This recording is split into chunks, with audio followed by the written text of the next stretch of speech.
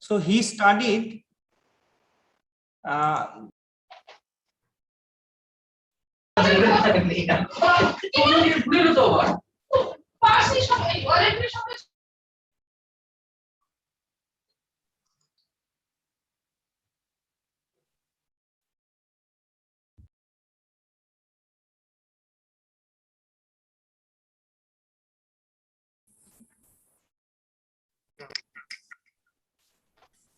I think Pradeepji disconnected.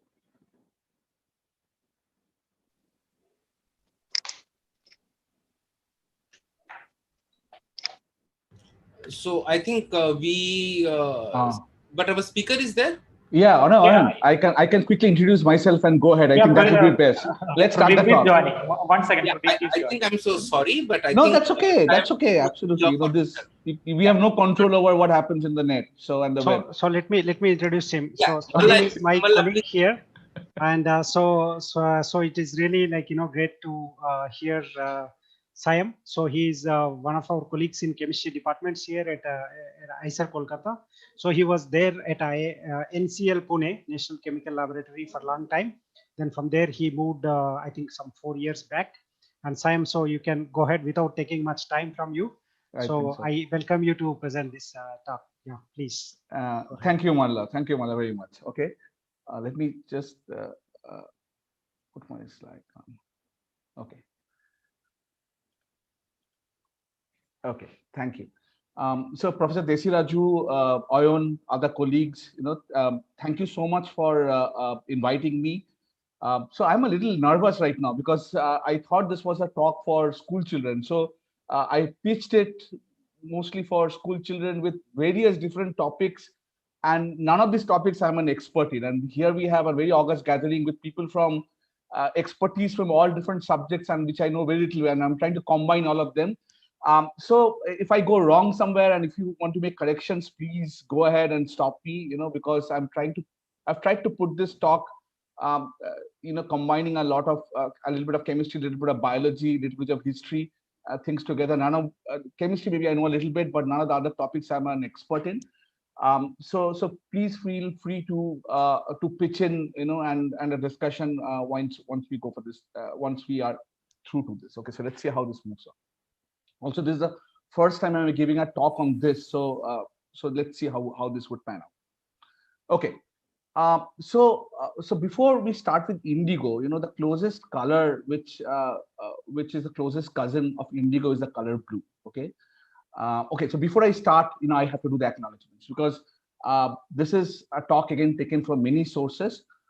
Primarily, there are 4 things which I have relied upon. There's a book called Color by Victoria Finlay. She's a journalist, and she has a wonderful book in which one chapter is on indigo, which is beautiful. There's a lecture on indigo by Roald Hoffman, and an exceptionally brilliant lecture, and I took quite a bit of stuff from there. There is this resonance article which I would request all, especially students, to read.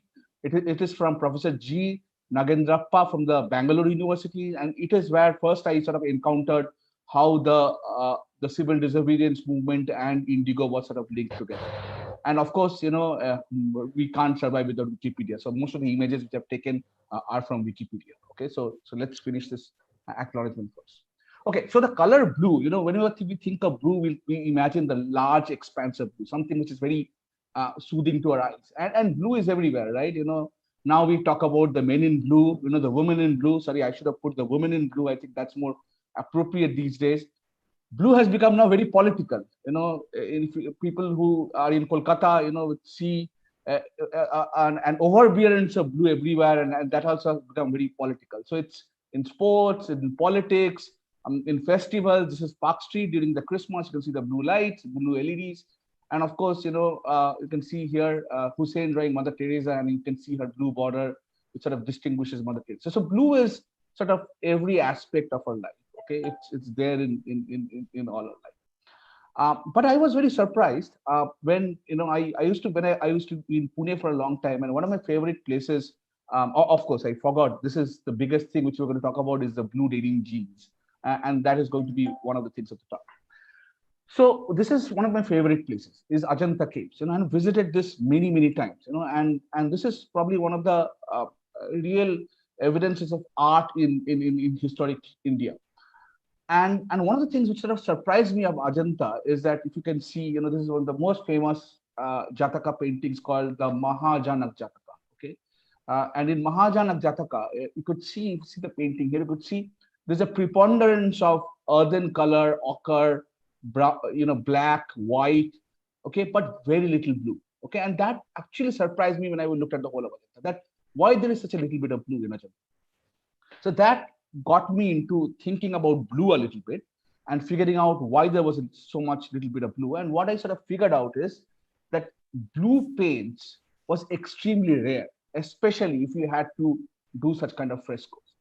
And the blue paint, which would be used to make frescoes, came from a very precious mineral called lapis lazuli, which would be, which you would have to take it out from a cave in Afghanistan. And from Afghanistan, it would go all the way to Venice, where they had a secret recipe in which they would take this mineral, which I show here, the mineral which I sort of show here.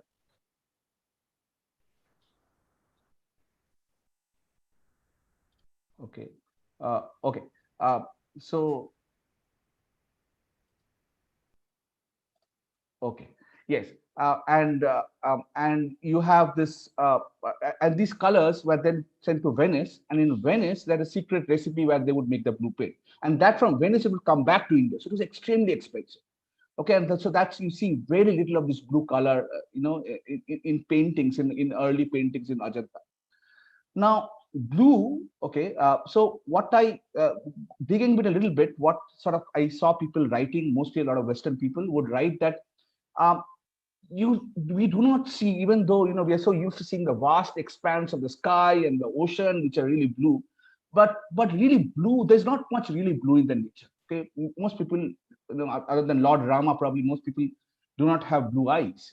Blue eyes is very rare. We could see in some Western people, some Indians, but it's rare. Blue flowers, there are few. Aparajita we have in Bengal, but they're not that common. Blue animals and birds are rare, like bluebirds and blue jays. Every language apparently had a word for black and white, and apparently, and I am not an expert, so I do not know. So what I read is, for most of the languages studied across the world, for most languages, after the next word after black and white, what came out was red, and then the color of blood and wine. And red historically appears, then appears yellow, then appears green, and blue apparently is one of the last colors to appear in most languages. Okay, so blue, even though we are so used to the blue sky and the blue oceans and everything, you do not see that much on the blue that what you see, the much you see in other colors. Now, the Egyptians, they did know how to make blue very. I'm sure this is true for others also, but the Egyptians also were one of the people who could really, whose artifacts sort of has survived. So because artifacts have sort of survived, so we know for sure that they were one of those people who could actually make artifacts out of blue. And so this is what is called the Egyptian blue. It's just a calcium copper silicate, and you could see some of these artifacts of the Egyptians. Now, after we talk about a little bit of blue, I'm going to first, in my talk about indigo, I'm going to start with a close cousin of indigo, a very close cousin. The blue is a distant cousin of indigo. So I'm going to talk about a very close cousin of indigo, and that's a very interesting part of the history, and which is the blue fabric, and you can, which I would talk about a dye called Tyrian purple. Okay, and once we go to, and it's a very close cousin to indigo, and we'll have structures slightly later. I kept it at the minimum, thinking it's +2 students, so we didn't want to scare them out. But I'm going to come to structures in a little bit. So if we historically, if you look at what has survived, there are things in the literature, the things what are people written, but if we sort of rely on things which has survived times, okay, so one of the things which has survived times is in Latin American fabrics, okay, has survived time, and you could see here the 5th century to 7th century moke and wari fabric, and you can see this, and of course it's a very beautifully done, extremely a complicated geometrical design. But you could see this very dark blue color, which is in both these which were typically found Peru, in this area called Moche, or how, I don't know how they would pronounce this. Okay, but these are one of the fabrics which is sort of, we have, it has historically survived, and we could see this in museums. Okay, which has this beautiful blue which you can see in the fabrics. Now, probably, and this is where the real meat of the talk starts. Probably the most sought after pigment in the ancient world for dyeing cloth was a dye known as Tyrian purple. Okay, and we'll come into that in a little bit. Here is a mosaic. Apparently there is no surviving, I don't know, garment, or some textile which would be dyed from Tyrian purple for very long ago. What sort of is there are all these mosaics, and you can see there's a mosaic of Emperor Justinian I, and you can see this purple robe for him, and I'll come to that in a little bit.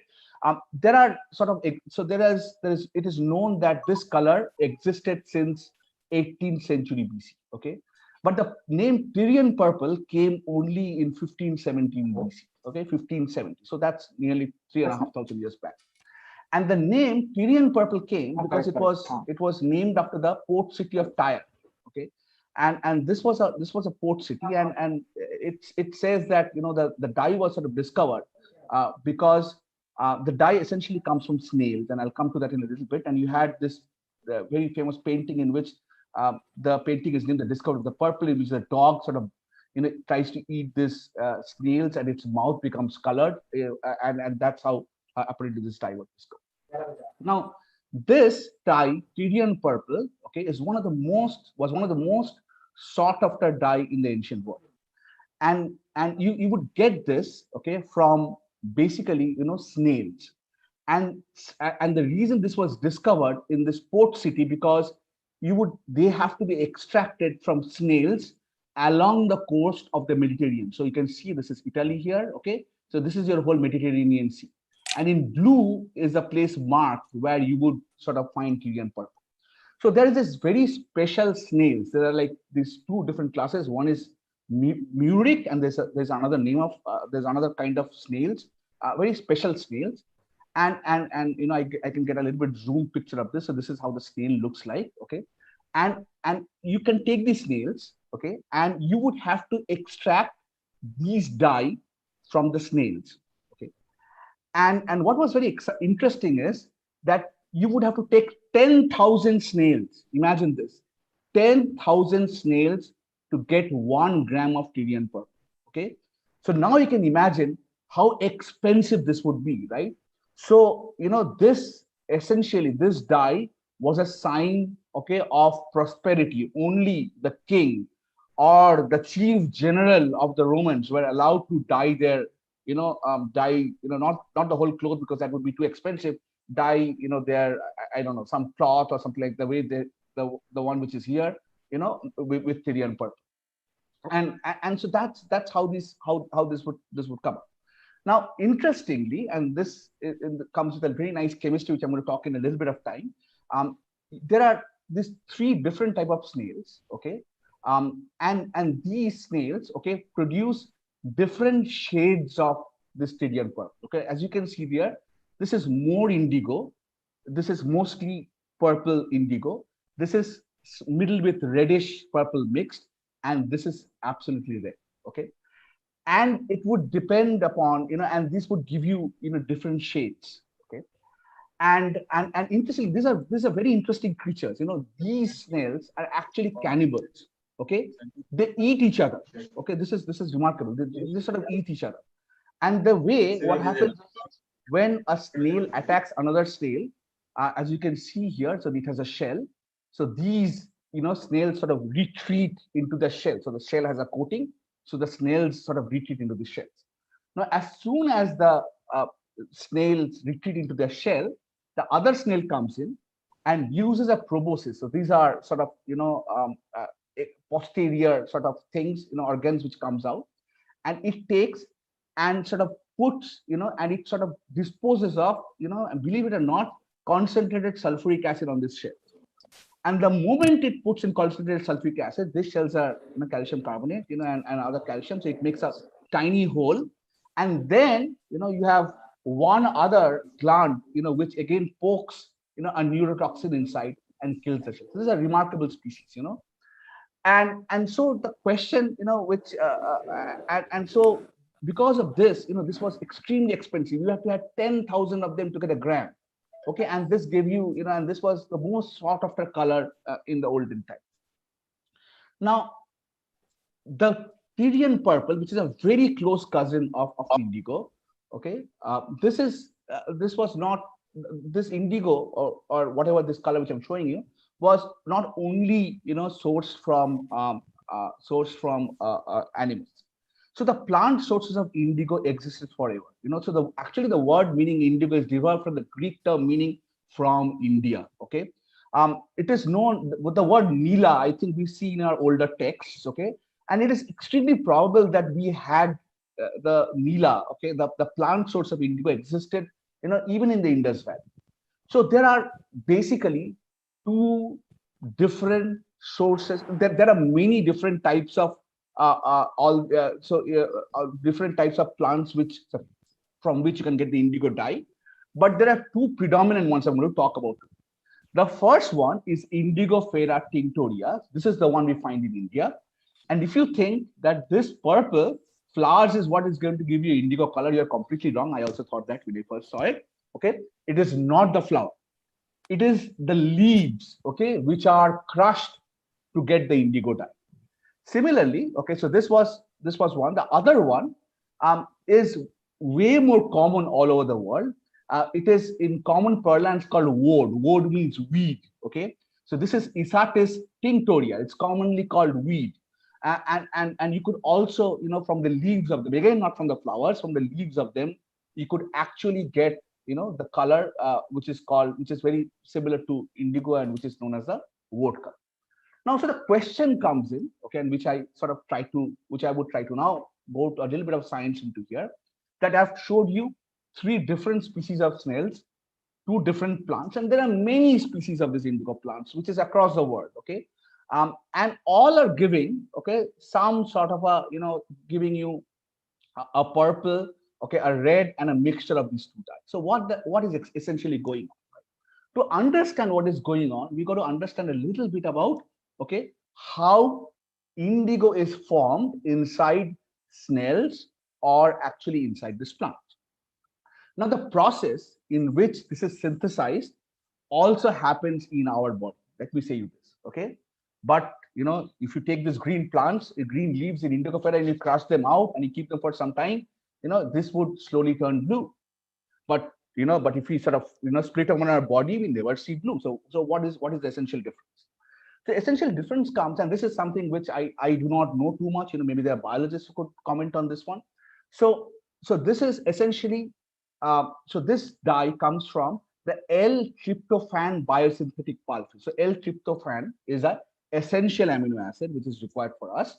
So when the body makes L-tryptophan, so there is a biosynthetic pathway for L-tryptophan.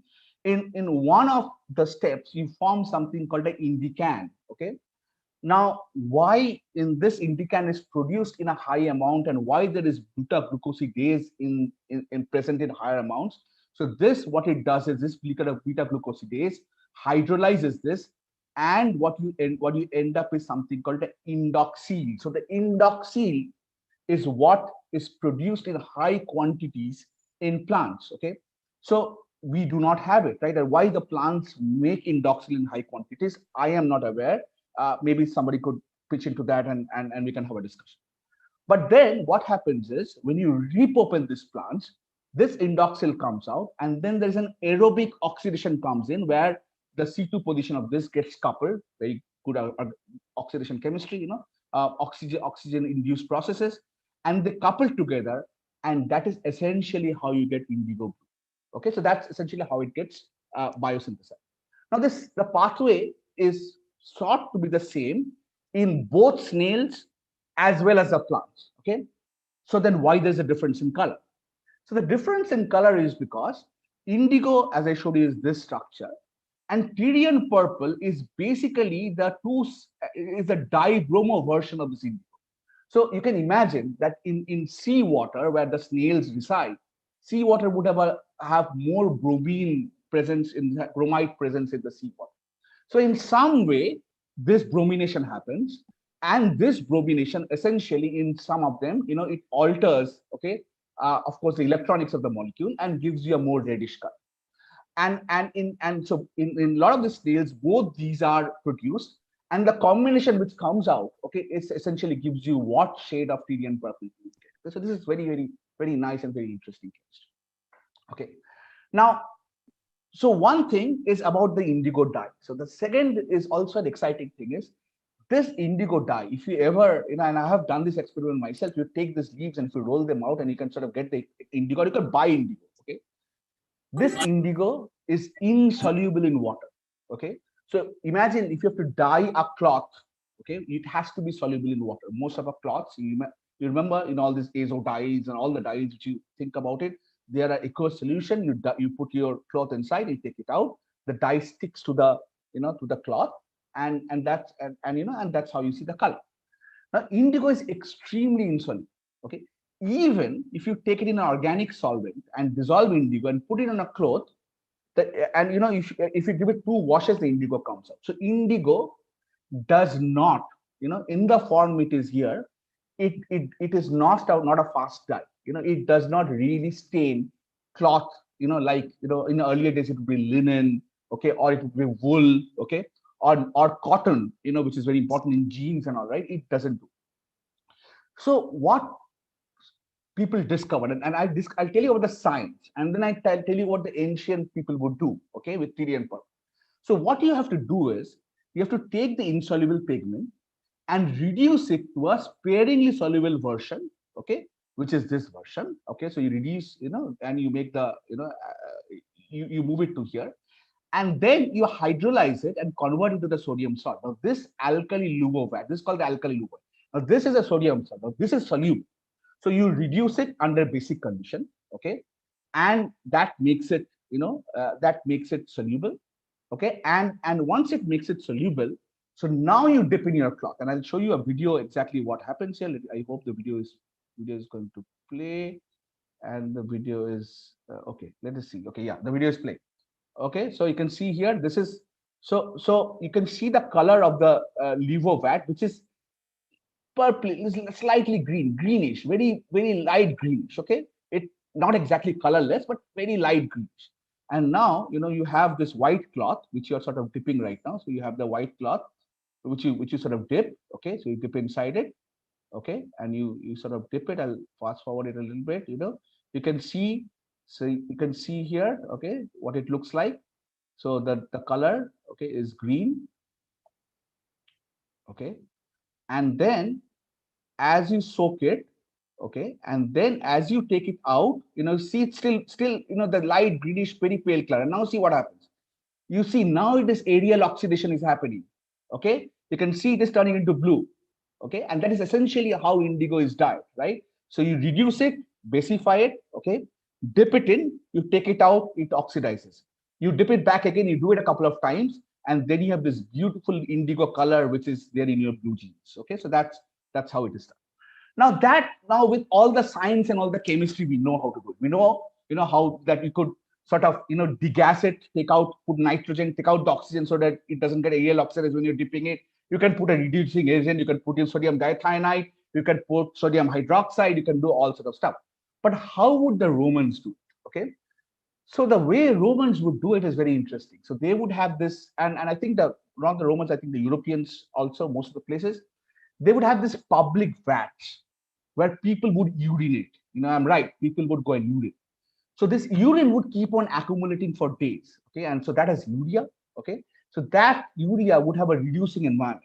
Okay, and so imagine this, right? And I sort of shiver imagining this, right? You have a vat full of sticky urine for a really long time, and I've read some places where they said that people who had a lot of alcohol and all were told to drink so that urine contained more alcohol, more reducing environment apparently. Okay, so this urine, okay, so you had killed 10,000 snails, okay, and you had got an extract, and you had extracted 1 gram of that. Now you had a vat of urine, okay. Imagine this, and you take a gram, and this is olden days. Nobody understands any science. Nobody understands any chemistry. You take a gram of this, you put it into the vat, and the color disappears. Okay, it doesn't become completely colorless, but it completely fades away. So think in the olden days, you would think the compound is gone. A blue compound gets into the vat, and the color is nearly gone. And then, in a leap of faith, you take the king's, and I don't know what this is, shawl or whatever it is, you dip it inside, and you take it out, and zoom, the color comes out. So this probably had been a leap of faith. I can't imagine killing 10,000 snails to get a gram of something, and then put it in urine to see it disappear, right? And then reappearing back when I dip a cloth. So this is really incredible stuff. Okay, so getting from this from the dyeing, okay, and the dyeing is going to come back over and over again. We come to the plant sources of indigo. Okay, so here we have what is the one which we get in India. Okay, and this is the one where the later part of the talk is going to talk in. So I've talked about the science a little bit. We'll talk a little bit of the global history and the politics, and then we will end up with the science. So that's how I have put this talk together. Now, this is the variety which we get in India. This is called Indigofera tinctoria. Okay, this is a legume. Okay, so these are nitrogen fixing plants, and they grow sort of 4 to 6 feet tall, and they have been really native to Asia. Okay, so this is the one which really gives you the best quality of indigo. And so and there are other indigo across the world. Okay, but in temperate climates in many regions, Africa, China, they were too cold for this variety of Indigofera, which gives you the best indigo. Probably it produces this indioxide the maximum amount. Now, so there are other varieties which are in Africa called Indigofera. There's something called woad, which I talked about, which is a much poorer variety, which was essentially called wheat, which was known in Europe and across the world for a really long time. But the wood growers in Europe were very scared about the indigo from India, because the indigo from India, because it was from Indigofera. Now that's how the Portuguese and the Dutch came, and they were trading indigo, because this was really the highest quality indigo you could supply. And the quality which you would get from wood was really poor. It was so poor that politics allowed Queen Elizabeth I to sort of contraband indigo trade from other countries, because the wood growers thought that they could completely loot business from the Indians. But interestingly, by the 1600s, and there we come into the politics a little bit, indigo disappeared from the major export commodities from India. So there are reasons for it, what I have read. I'm not an expert. One idea is that because there were bans and it was not being allowed in several countries. The other thing which I've read is accidentally or intentionally, there were soot and other and dust which were sort of accumulating into the indigo because of the climatic condition, and the quality of indigo, maybe rightly or politically, they were said it was a bad quality of indigo. So there was a hue and cry put across that the indigo in India was bad. Okay, and that sort of came down, and that sort of coincided with another important event of history. So now we are going to sort of push back a little bit. Okay, and before we go into that, I'm going to talk about that there are two countries which are very important for the whole talk, and one is India and other is Britain, because the freedom movement and all of this is inextricably linked. Okay, so we talk about woad, which was commonly available. This is the other variety, which is a not so good variety in Britain. And this woad actually was known for a long time, for more than 2,000 years. This was used by the British. It was in demand from the British. The British used to paint themselves, okay, as a war symbol, because they thought, there are pictures of these British soldiers painted with indigo. And how do we know this? Because Julius Caesar, okay, when the Romans came and conquered the British in the 1st century AD, there were 2 battles, and Julius Caesar wrote, all the Britons stained themselves with vitrium, which gives them a blue color and wild appearance in the battles, right? So the British were known to, this was a dye which the British probably loved, okay? And was of course in a demand in UK, but they didn't have access to very high quality, okay? And this was something they were always looking to, of getting very high quality indigo from other countries. Now, while, as I said, 1600s, the indigo sale from India comes down, because at that time what happens is the French goes and colonizes West Indies. Now, West Indies also has a temperate climate of India. You can see it is more or less the same latitude, okay? The same temperate climate. And they essentially would employ a lot of slaves, which was very, Indigo has a bad history with slaves and a very, very difficult history. And they employed a lot of slaves. And with employing a lot of slaves, the price of indigo was very low. And the French took over the whole industry, okay, because they were producing indigo in West Indies and then selling to England. The woad makers in England were completely routed. England didn't have an access there in the West Indies because they didn't, you know, they sort of were in some parts, but the French actually colonized it very early, at certain parts, and they were growing at where currently we call Haiti, is where they would grow this woad. So what the British tried to do was that they said that the East India Company, who was present at that time, said that this product is bad, it's counterfeit, but this was untrue. The market forces demanded that product because this indigo, which grew in the West Indies, was the Indigo Fera tinctoria, which we got in India, right? So that was the really good indigo. And so they really could not compete. And so then what happens, and this is a story, now we move from, we are from India, England, West Indies, France, and now we go to the USA. So imagine 1643, in the early 18th century, USA is a colony of the British, like we were the colony of the British. And that time, this young lady, and it's a wonderful story. I don't have time today to tell her story. She, started. Her father went to fight the British. Okay, went to fight the French for the Americans, for the British in West Indies, and he then never came back. He was imprisoned in France and passed away. And father and daughter had a lot of correspondence, which is now part of American history. And father used to send, and they had and they were in the southern United States, in South Carolina. So there are a lot of farm area. So father, among many things, sent her, seeds of indigo and said that if you can cultivate this, you can make money and you can sustain. And she started cultivating, indigo, okay? And then it sort of started growing really well for a few seasons in the United States, okay? And since the British the US was a colony of the British got an access to this, right? So now they were outcompeting the French because the French were only limited to Haiti and a few islands, and the British had an access to the whole of southern United States, and they were doing it very cheap. And I'll show you a slide. It's not a nice slide, okay? It talks about the perils of capitalism and humanity, and we will show this slide here. And that's the reason they could make it cheap, because you can see this. So this is Charleston, okay, where she used to live, and that was her house was. And around Charleston was where the indigo was cultivated. And you can see here, this is one of the posters from 1769. To be sold on Thursday, the 3rd August, a cargo of 94 prime healthy Negroes, consisting of 39 men, 15 boys, 24 women, and 16 girls. Can you imagine this? Okay. And so they had all of these slaves which were put into this indigo, maybe and under terrible conditions, like the cotton would be in the United States, right? And that's how they could really keep the prices down, and the British could make a lot of profit. Now, again, so it was the French, it goes to the British, okay, because through the United States. Now, 1757 happened, George Washington comes in, English lose the colony of United States. And so now what is the English going to do? Because the US is not there for them to get indigo. So now indigo is still in great demand in England and other places. So the East India Company saw this as an opportunity, because 1757 was also a landmark year for us, okay?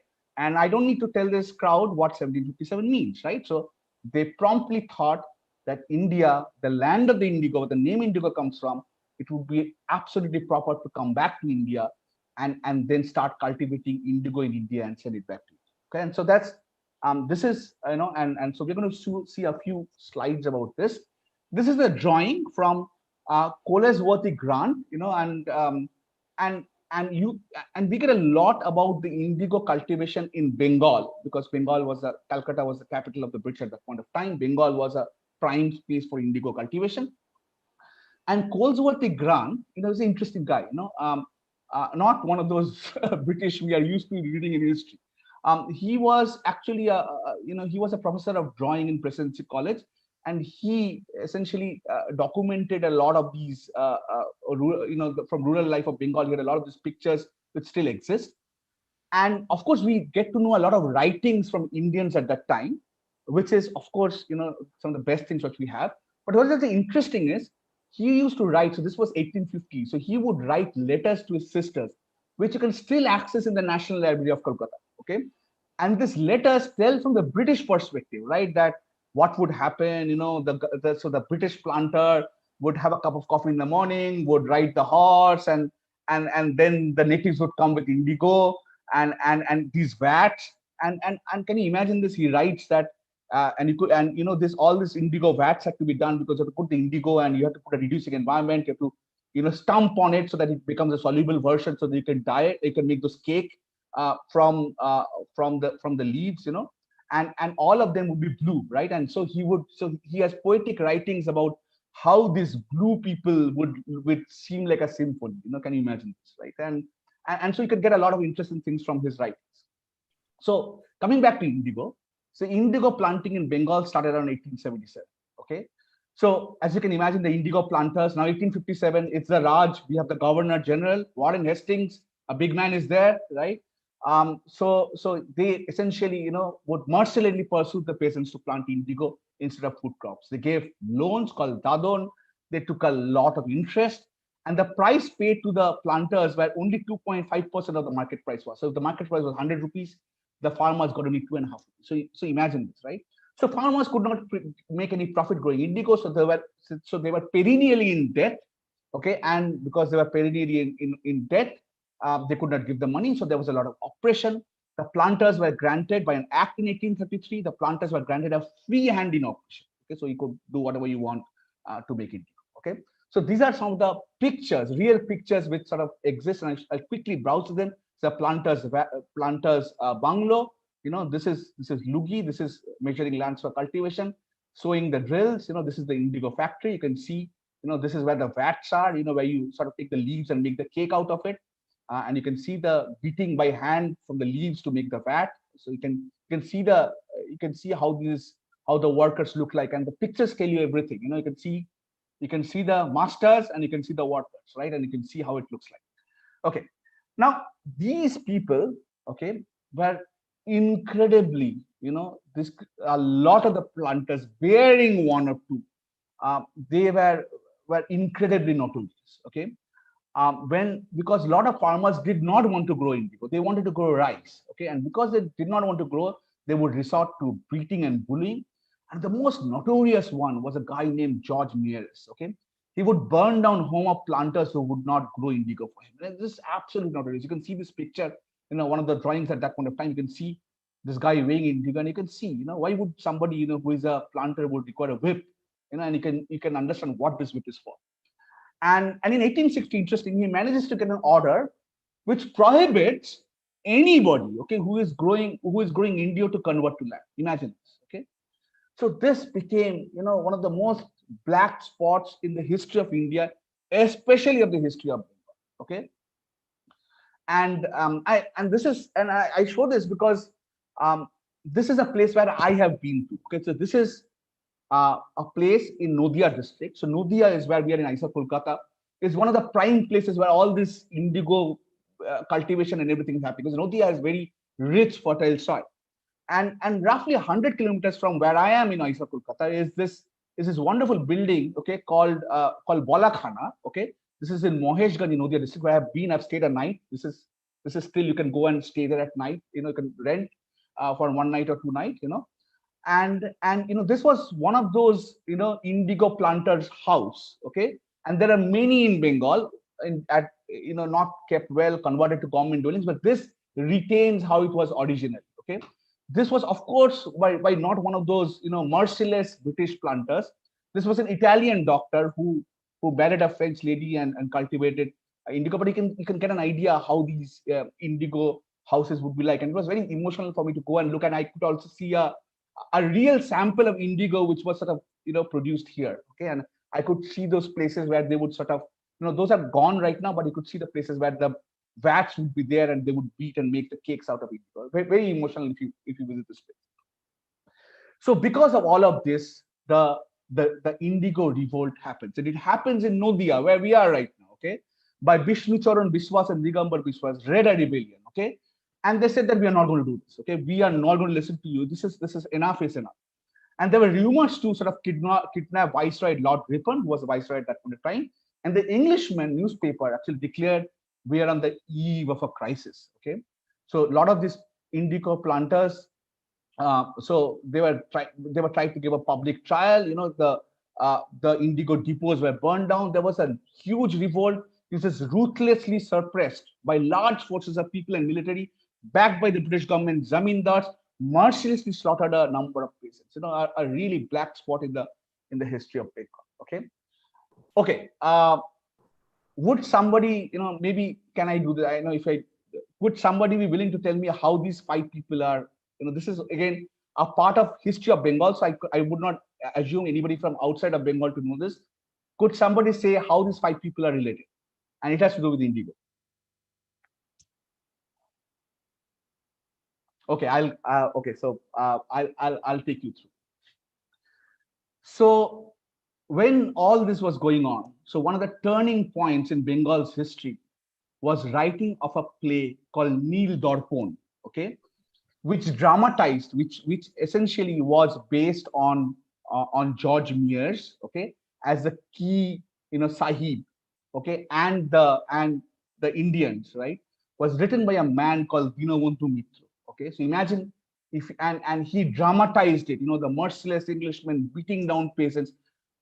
Literally, if you tell me it's not a great piece of literature, but it had tremendous value in terms of emotion. Okay, so he wrote down this play, but it could not be published because if he published this play, he would be put into jail. Now this play, so this is Dinabandhu Mitra, as I show you here. Okay, now this play was then translated by another person called Michael Madhusudhan Datta into English. Okay, and Michael Madhusudhan Datta, okay, again, it's a very interesting history of this this Anglophile Bengali. Interestingly, he's, I think, great grandson is a tennis player, Leander Paes. Okay, so if this is for trivia, okay. So he translated in English, but he also didn't want to publish because his wife was British and he didn't want to get into trouble with the British government. So it took a English pastor named James Long, okay, to publish this in English, okay, this play. And they were smuggled, copies of this play was smuggled in English to England. And when this play came out, all hell broke loose. The British really got mad because they could not track down both Dinabandhu Mitra and Michael Madhusudhan Datta. They put a case on James Long. James Long was found to be guilty by the British courts. He was given one month of imprisonment and 1,000 rupees as fine, which was given by, immediately given by a person known as Kali Prasanna Singh, who translated, the Mahabharata, okay, into the literally Bengali, in the colloquial Bengali form of, people in Bengal would know about this. And so it was, right? And then this play, which Dinabandhu Mitra wrote, was then performed in Star Theatre in Kolkata by none other than one of the greatest Bengali theatre actors named Ardhendu Shekhar Mustafi. So Ardhendu Shekhar Mustafi was actually playing George Sears, the British planter. And this play was happening in Kolkata in Star Theatre. Ardhendu Shekhar Mustafi mercilessly beating up the Indian peasants. And in the audience was Ishwar Chandra Vidyasagar, whose picture I've given here. So, and Ishwar Chandra Vidyasagar, he was a very emotional person. He became so emotional, he took his slippers and threw it at Ardhendu Shekhar Mustafi. Okay, so Ardhendu Shekhar Mustafi took the slippers and put it on his head and said that today I know that my acting is I have achieved what I wanted to achieve. These slippers are something I'm going to cherish all my life. So they're all tied by this very. It's a landmark in Bengal history. Is a publication of Neel Dorpon. Okay, so this had a tremendous effect. In 1860, the Indigo Commission was put in, and the British then looked into it. And in the Indigo Commission report, E.W.L. Tower noted that not a chest of indigo reached England without being stained with human blood. Can you imagine this? Okay, and led to the revoking of some of these laws. Okay, in Bengal, and that lessened down the hold of the planters onto Bengal and ease things up a little bit. So while this, all this is going on, at that point of time, chemistry comes to the rescue. Okay, Bayer comes up, okay, he determines the structure of indigo. He comes up with a synthesis of indigo, a chemical synthesis of indigo, starting from naphthalene. Okay, but this structure, but this was still too expensive to be competitive for the indigo that would be imported from India. Okay, so the BASF, which the company which sort of bought all the patents, could not commercialize.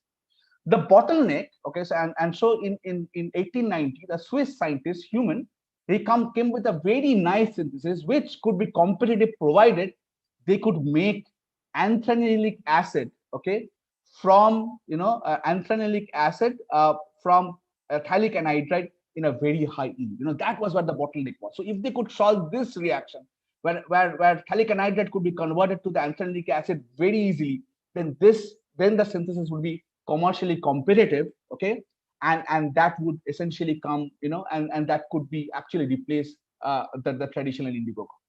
Now this went on for a long time, and they really couldn't solve it. And they were trying this reaction. So this is a very nasty reaction, right? You had mercurous sulfate, and so the reaction essentially was they took naphthalene, and mercurous sulfate is later they discovered it. They were putting sulfuric acid, high heat condition, and trying to oxidize it to phthalic anhydride. So while looking at the temperature, in one of the trials, the thermometer broke, and that trial gave them a near quantitative yield of phthalic anhydride from naphthalene. Unbelievable, okay? And so the BASF scientists dig back, and so figured out that mercurous sulfate, which formed because the mercury reacts with sulfuric acid under those conditions, that catalyzes, that's where catalysis comes into place, catalyzes the quantitative conversion of naphthalene to phthalic anhydride. That conversion essentially makes this process competitive, and Bayer starts making indigo much cheaper than they could even get. And because at that time Indian laws were also strict, they could not, the slavery was being abolished in the United States. The India was also becoming difficult. Planters had it difficult to exploit, the farmers. Okay, and at that point of time, the BASF become very cheaper. Now, before we get into the last slide, which is the Gandhiji's Champaran movement. Okay. I want to give you, everybody who's of course, I'm talking to, I don't know all students are chemists or not, but imagine this. I have been told the indigo, now most common indigos are blue genes. There are, I think millions of pairs of genes which are dyed every year. Okay. Still 30 to 40% of the indigo, used in dyeing these genes comes from the BASF factory in Ludwigshafen, which I had the privilege of visiting. Now, somebody has calculated and said that to dye that amount of genes which is being produced every year, you would need the whole of arable land of the world and grow indigo plant to 10 feet to get the amount of leaves to make the indigo. So next time you are wearing a blue jeans and happy about it, think about chemistry, because this is only because of chemistry that you have access, to such cheap and good quality and nice blue jeans. Okay, so coming to the last thing, so the story now moves to Bihar, where at the end of the day, okay, the Bengal, so things were much better in Bengal. So the planters moved into Bihar, which was sort of a little bit outside from the capital of Calcutta, and they moved to the Champaran district. And again, essentially, they had the same ideas about there's this Ryasa, they were giving very little returns, okay, and at that point of time, what happened, because the synthetic indigo came in, the prices dropped. Since the prices dropped and the indigo, the British planters did not want to make losses, they started paying the farmers even lesser money. Okay, so imagine this. Okay, so price of the indigo drops globally. Okay, now the losses, now the planters are not being able to money, so they in turn start penalizing the farmers. Okay, and then the cultivators were in a very bad shape, and that is essentially the time in 1917 when Gandhiji comes to Champaran. Okay, so he comes down from the station and he wants to go and meet, and I will write from his this quotation from him. So when he came down into the station, so he writes, the messenger from the police superintendent then served on me a notice to leave Champaran and drove me to my place in Betia, a village in Champaran. I wrote to the effect that I did not propose to comply with it and leave Champaran till my inquiry was finished. Thereupon, I received a summons to take my trial the next day for disobeying the order to leave Champaran. I wanted to plead guilty to having disobeyed the order to leave Champaran. Before I could appear before the court to receive the sentence, the magistrate sent a message that the lieutenant governor had ordered the case against me to be withdrawn. And the collector wrote to me saying that I was at the liberty to conduct the proposed inquiry and that I might count on whatever help I needed from the officials. The country thus had its first direct object lesson in civil disobedience. Thank you very much.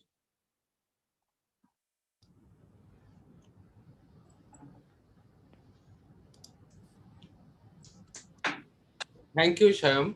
Thank you very much. Wonderful lecture.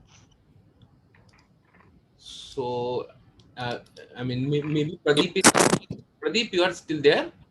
Okay. In case Pradeep has not been able to join, Shyam, would you like to have few questions? Oh, of course. You know, not that I'm an expert in this. Okay, so if I am, as I said, if I'm wrong, please, you know, pitch in. There are other people from other areas, so pitch in. Correct me if I've gone wrong someplace. So I think Dr. Krishna Prasad is there. Dr. Prasad.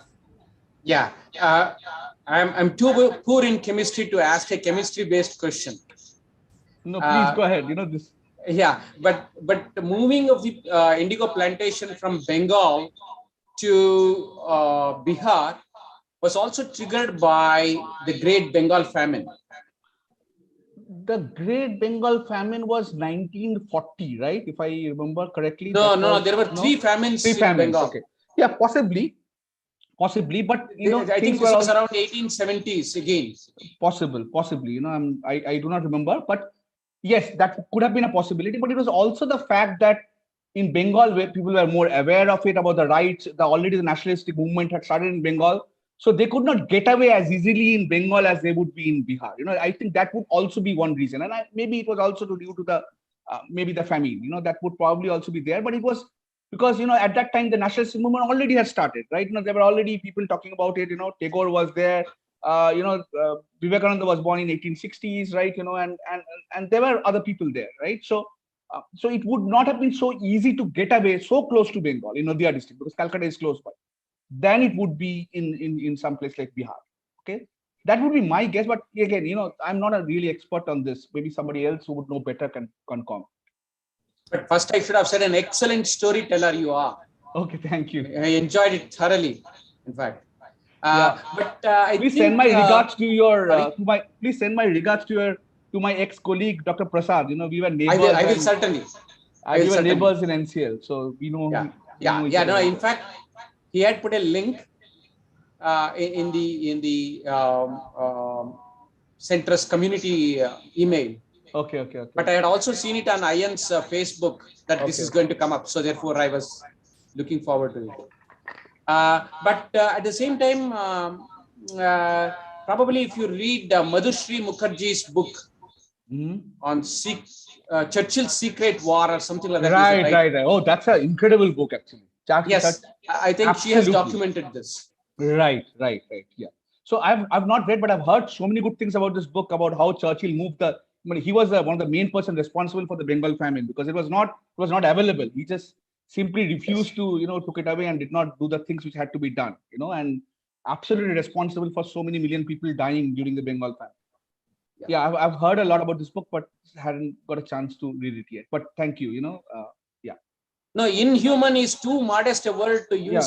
Absolutely. The brutalities that they conducted, sir. Absolutely, no question about it. Yeah, thank you. Thank you, Dr. Prasad. And let me also mention you to myself and Dr. Prasad work on an editorial board of Bulletin of Material Science together. And he's such a pleasant person to interact with. Thank you, Dr. Prasad. Any other questions?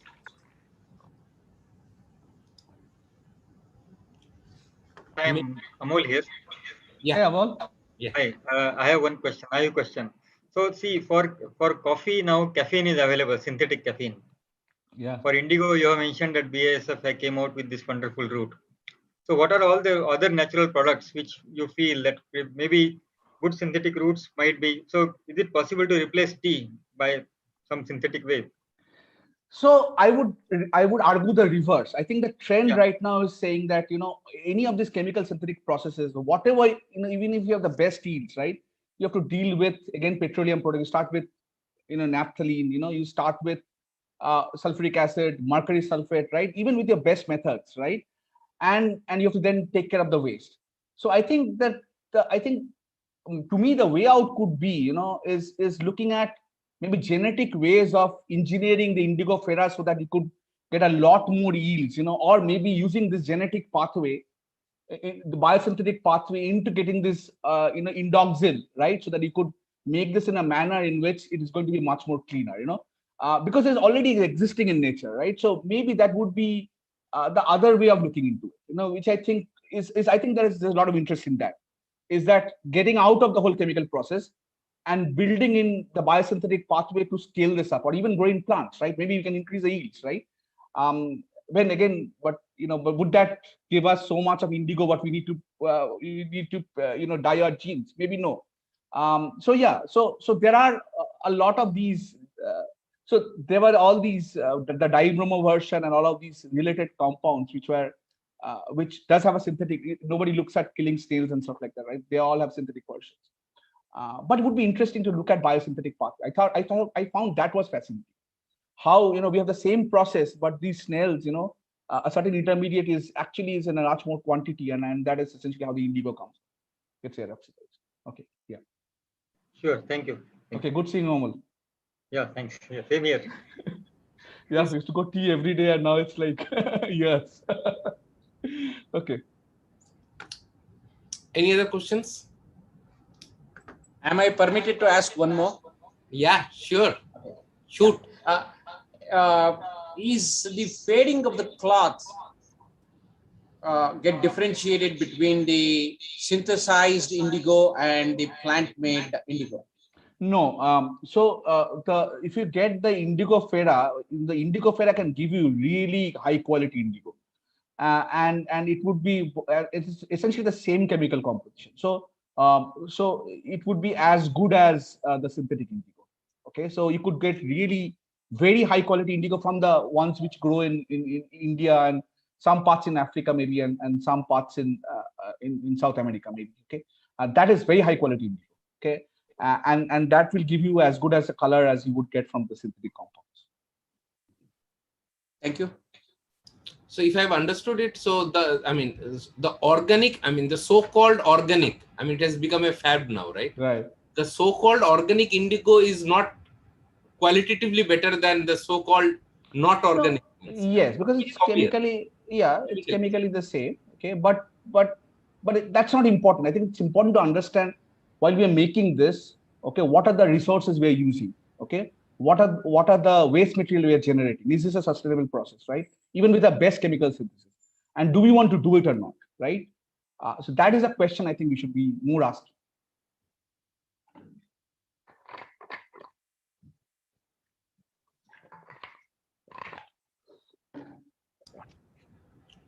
So do we have any other questions?